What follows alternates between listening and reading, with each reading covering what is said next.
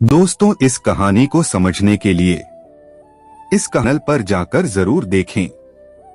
राज फिर से मधु को एकटक देखने लगता है और उसको आवाज लगाकर उठाने की कोशिश करता है, लेकिन मधु पर दवाई का असर कुछ ज्यादा ही हुआ होता है। राज मन में ही सोचता है, क्या कब मुझे मधु को अपने गोद में उठाकर उसके कमरे में सुलाना पड़ेगा। अगर मैंने मधु को मेरी गोद में उठाया और इसकी आंख खुल गई तो क्या सोचेगी मेरे बारे में, कहीं मुझे गलत न समझ ले। लेकिन मैं मधु को ऐसे भी तो नहीं छोड़ सकता ना। एक काम करता हूँ, मैं मधु को गोद में उठाकर ही रूम में सुला देता हूँ। आगे अगर कुछ हुआ तो देखा जाएगा, राज ने सोचा और मधु की ओर बढ़ गया। राज ने मधु को बड़े आराम से किसी बच्चे की तरह बड़े प्यार से अपने गोद में उठाया और सीढ़ियां चढ़ने लगा। राज की नजर बस मधु पर ही थी। अरे भाई, देखकर नीचे सीढ़ियां देखकर चलिए ना मधु की। और क्या देख रहे हो, मानव ने उसके कमरे से बाहर आते हुए कहा। तुम यहाँ क्या कर रहे, राज ने नर्वस होते हुए पूछा। तभी सोनाली भी अपने रूम से बाहर आती है। तुम दोनों आधी रात को क्या कर रहे हो यहाँ, राज ने सवाल करते हुए कहा। क्या राज, तू भी क्या मधु जैसे नया है? क्या इस घर में भूख लगी है? बहुत नूडल्स बनाने जा रहे हैं, सोनाली ने राज से कहा। वो मधु मुझे खाना देने नीचे। राज की बात काटकर मानव बोला, क्या भाई, हमने आपसे कुछ पूछा क्या? नहीं ना, तो जाइए ना, मधु को सुलाइए। ये बोलकर मधु और सोनाली वहां से चले जाते हैं। उन दोनों के जाने के बाद राज एक चैन की सांस लेता है।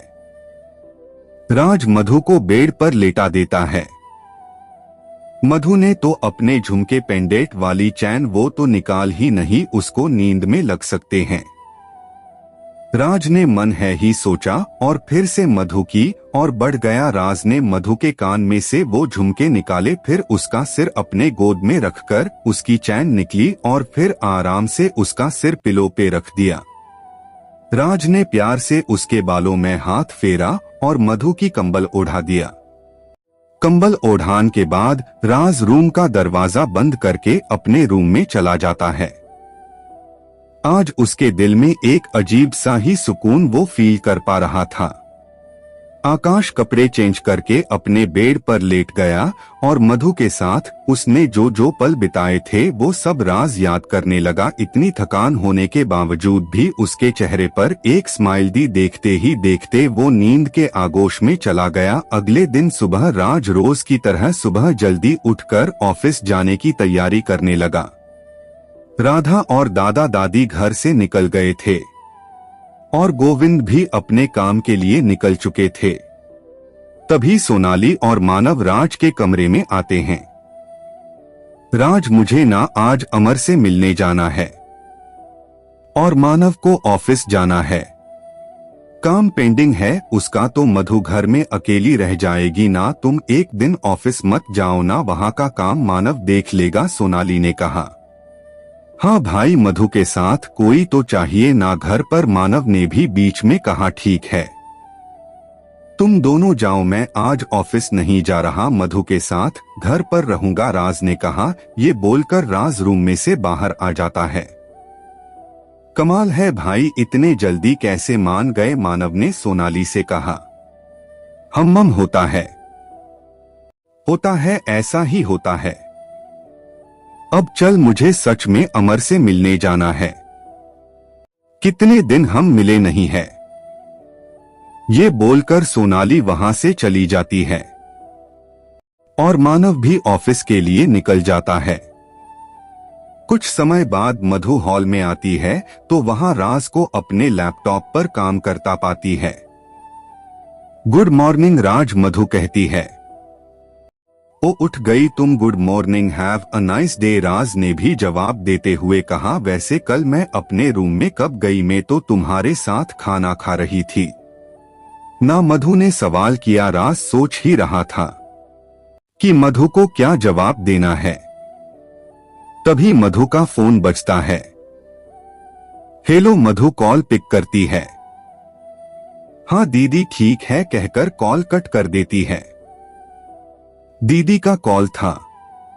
राज ने पूछा हाँ वो अमर जीजू से मिलने गई है ना, वो बताने के लिए कॉल किया था। तो आज घर में कोई नहीं है? मधु ने सवाल करते हुए कहा। राज ने लैपटॉप बंद किया और एकटक मधु की ओर देखते हुए आगे बढ़ा। मधु ने फिर से एक बार पूछा राज मैं कुछ पूछ रही हूँ तुमसे जवाब दो। राज के कदम मधु की ओर बढ़ने लगे। राज के फेशियल एक्सप्रेशन से राज के दिमाग में क्या चल रहा है ये पता करना मधु के लिए मुश्किल था। राज के कदम धीरे धीरे मधु की ओर बढ़ने लगे। जैसे जैसे राज एक एक कदम आगे आ रहा था, मधु एक एक कदम पीछे जा रही थी। मधु अब नर्वस हो रही थी। मधु पीछे दीवार से लगकर खड़ी हो गई। राज ने एक हाथ मधु के सिर के नीचे रखा और उसके आंखों में देखने लगा। पता नहीं क्यों लेकिन मधु राज से दूर नहीं जाना चाहती थी। राज का यूं ऐसा करीब आना उसके दिल को सुकून दे रहा था। ऐसा क्यों हो रहा था ये मधु के समझ के बाहर था। तभी राज मधु के और करीब आता है और उसके कान की तरफ अपने ओठ करके बोलता है वैसे तुम्हें एक बात बता दूं अभी घर में हम कितने हैं? राज ने सवाल करते हुए कहा हम दोनों बस और कोई नहीं है। मधु ने नजरें झुकाकर जवाब दिया नहीं और भी कोई है इस घर में? राज ने मधु को डराते हुए कहा और कौन है? मधु ने राज से पूछा हमारे घर में ना एक न मधु है क्या? मधु ने चिल्लाते हुए कहा अरे चिल्लाओ मत, अगर उस आत्मा की नींद खराब की ना तुमने तो वो रात को तुम्हारे कमरे आके तुम्हारी नींद खराब करेगी। राज ने एक हाथ मधु की मुंह पर रखते हुए कहा तुम ये सच बोल रहे हो? तभी मैं सोचूं कि कल रात मैं अपने रूम में कैसी चली गई और तो और जो नॉवेल में कल रात पढ़ रही थी वो भी वहां नहीं है। मधु ने राज की आंखों में देखते हुए कहा अरे तुम धीरे बोलो, आत्मा को पसंद नहीं कि कोई उसके बारे में बात करे, इसलिए तो मैं तुमको साइड में लेकर जे सब बता रहा हूँ। नाराज ने मधु से कहा और तभी सभी लाइट्स ऑफ हो गई। मधु जोरों से चिल्लाई और वहां से भाग पाती उसके पहले ही राज ने उसका रास्ता रोका और हंसने लगा। मधु आई एम सॉरी पर मैं मजाक कर रहा था। राज की ये बात सुनकर मधु ने राज को धक्का मारा और रोते हुए कहा तुम्हें क्या मजाक लगता है? मजाक की भी हद होती है। ये बोलकर मधु रोने लगी और रोते रोते अपने रूम में चली गई। राज को अभी कुछ देर पहले क्या हुआ था वो समझ ही नहीं आ रहा था। ओ नो, मैंने कुछ ज्यादा ही मजाक किया, शायद मैं भी पागल हूँ। मुझे ऐसा मजाक नहीं करना चाहिए था। उसके साथ मैंने उसको रुला दिया जिसके आंखों में मैं कभी भी आंसू नहीं देखना चाहता। आज उसके आंखों में जो आंसू आए हैं उसकी वजह मैं हूँ। राज ने ना जाने अपने आप से क्या क्या कह डाला। वो दौड़कर मधु के रूम की ओर गया। दरवाजा अंदर से लॉक था।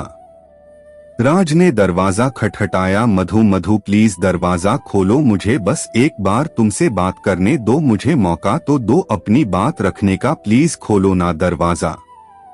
आकाश ने शायद इतनी रिक्वेस्ट पहले कभी भी किसी से नहीं की होगी। अब जब तक तुम दरवाजा नहीं खोलोगी मैं यह ऐसे ही खड़ा रहूंगा। मधु आई प्रोमिस आज के बाद तुम्हारे आंसू की वजह मैं नहीं बनूंगा। राज के आवाज में उदासी साफ झलक रही थी। मधु ने कुछ इस तरह से दरवाजा अनलॉक किया कि राज को इस बात का पता न चले कि अंदर से दरवाजा खुला हुआ है। तभी राज की आवाज आई, अब बस मैं दरवाजा तोड़ दूंगा मधु, आई एम टेलिंग यू, देख लेना। फिर राज ने मधु से कहा अरे एटलीस्ट कुछ जवाब तो दो यार, देखो मैं सच में दरवाजा तोड़कर अंदर आ जाऊंगा। राज ने फिर से एक बार मधु से कहा। राज कुछ कदम पीछे गया और फिर दौड़ते हुए दरवाजे की और बढ़ा। दरवाजा अंदर से खुला होने के कारण वो सीधे मधु की बेड पर जाकर गिर गया। मधु साइड टेबल पर बैठी हुई ये सारा सीन देखकर अपनी हंसी को रोक रही थी। राज बेड पर से उठा और मधु के सामने नीचे जमीन पर अपने घुटने के बल बैठ गया।